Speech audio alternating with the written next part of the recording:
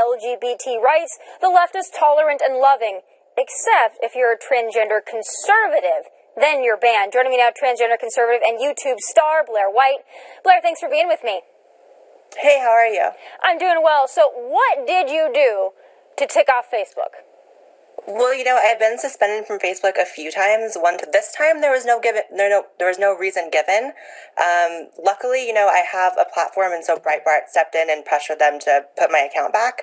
But this happens a lot to a lot of people. And I've heard this story time and time again, and the same story is told. Yes, you and I both have platforms, so if they do try to ban us from any social media outlet, we're able to use our fans, our followers, and our voice to beat back against it, and we can gain some traction. But there are so many out there, so many average Americans who are expressing conservative views that they're banned, they don't know why, and they have no recourse. And that, to me, is what is most frustrating. But when your page is reinstated, yeah, I was reinstated. And, I'm not going to pretend like being suspended from Facebook is some, human rights atrocity, because it's obviously not. But, like you said, a lot of people have it happen. And so, luckily, people make a stink when people with audiences have it happen. But conservative pages and even, I would say, libertarian, moderate, center-right pages are just constantly vanishing. Yeah, and again, we've already heard from Facebook, they admitted to it, the filtering out of conservative content, and I've heard that time and time again, and you're right, it's not a human rights abuse, but it's frustrating because they are these companies that, they're pledging equality, and they're pledging fairness and justice for illegal immigrants and refugees, but they don't really practice what they preach, and that's what is, to me, most frustrating, and I like to expose it. But let's talk about your career as a whole. You're someone that I would think the left would embrace, because they claim to be so accepting, they claim to be advocates for those in the LGBT community, but have they treated you with the same respect? Absolutely not. From the moment I've stepped on YouTube, which is what I do, it's been like a complete witch hunt to find out old information about me, find my address. I've had Black Lives Matter dox me, and people talk about coming to my house and killing me.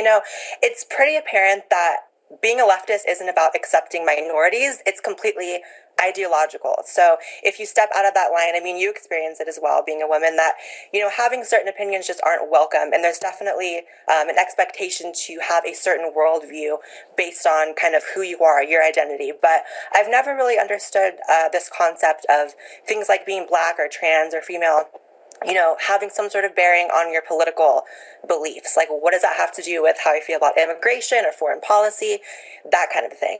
Yeah, I know. Furthermore, there's more I want to talk about with President Trump, but first I want to get your thoughts on Milo Yiannopoulos. And first I want to talk about UC Berkeley and the way he was treated there. Again, a gay conservative, not treated well by the left, certainly treated very poorly by the left. In fact, going to a speech having to fear for your life, I think would qualify as being treated very poorly. Yeah. But again, and coming out recently, as he's done after the whole CPAC debacle, and saying, listen, I was a victim of sexual abuse when I was younger. But the left didn't come to his aid in that either. What do you think about the treatment of Milo? Yeah, well, first of all, the UC Berkeley thing, I made a video condemning everything that happened that night. It was pretty scary to see people be so violent in their opposition towards him, because he's had, stinks made at his events before, but this was definitely the biggest. I, as a millennial, have noticed throughout my entire life, an entire side of the political spectrum has been essentially censored from me. I've never had a teacher who was political in any way that wasn't a leftist and didn't, go out of their way to make that clear.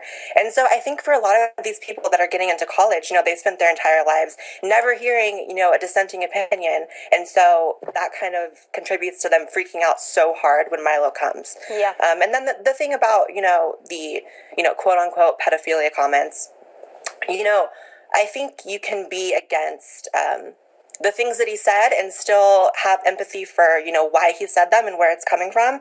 And you can also be against sort of the organized media attack on him, because it's very disturbing to me, this, new trend of picking the new Nazi of the week and trying to destroy them, essentially. And, the media organizing themselves around that. That's scary to me. Well, they do it time and time and time again. You mentioned, being doxed by Black Lives Matter. That happened to me.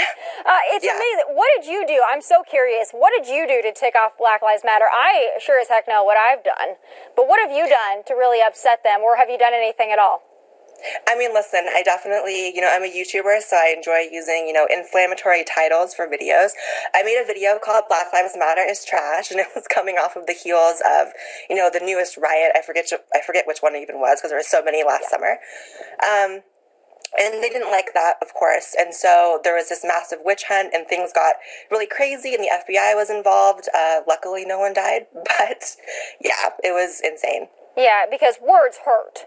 Words hurt, and you shouldn't be able to say words, but they should be able to light their own communities on fire and steal from local businesses because that's their right, because Black Lives Matter. No, it is trash, and you're exactly right. It's become a militant group, as evidenced by the way they've treated both you and I. And we sit, on very different spectrums of life even, and we've both been treated that way, so that just goes to show the real motivations of the movement. But, the last thing I want to ask you is about President Trump. I'm sure you watched his speech last night. I was very moved by it. But something else, particularly that applies to you is I do believe that this president has been a supporter from the get-go of LGBT rights and common sense rights for the LGBT community. What's your sense? Right. I feel the same way. I feel like, especially during the campaign, it really spoke to me as someone who's trans, hearing him not accepting Islam on Islam's terms and kind of expecting there to be a certain treatment of LGBT people. I think one of the great things about America is that I can live in America and thrive and survive, and I really couldn't do that in any, Islamic country. So his stance on Islam really resonated with me, and on the contrary, Hillary Clinton's sort of dismissal that there's any issue whatsoever was troubling to me. So that was a big factor in me voting for Trump, which I did do. And yeah, I think he takes kind of a pragmatic approach to everything LGBT, which I enjoy, because I do think that the sort of, extremely hardline social conservative thing with LGBT people is dead. And I think conservatives are coming to understand that there are LGBT conservatives as well. Amen to that. Thank you for your voice and thank you for using it. And you're welcome on my show anytime. Thanks for being with me tonight. Yeah. Thanks for having me. Up next, last night, President